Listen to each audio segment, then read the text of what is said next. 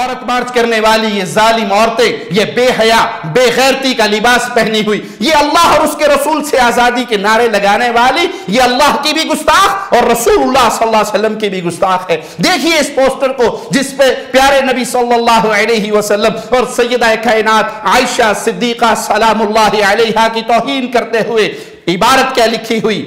میں 9 سال کی تھی، وہ 50 سال کا تھا، مجھے چپ کروا دیا گیا، اس کی آواز مسجد میں آج بھی گونجتی ہے۔ یہ پیارے نبی صلی اللہ علیہ وسلم کی گستاخی کرنے والی، یہ فرانس کے کفار کے یہود و نصارہ کے نقش قدم پر چل کر اسلام کا چولا پہن کر مسلمانوں کے اندر کھڑی ہو کر مسلمانوں کے پیارے نبی کو گالیاں دے رہی ہے، اس پیارے رشتے پر تہمتیں اور انگلیاں اٹھا رہی ہیں، اعتراض کر رہی ہیں، جو پیارا رشتہ عرش والے کی مرضی سے عائشہ کا محمد سے نکاح ہوا تھا صلی اللہ علیہ وسلم۔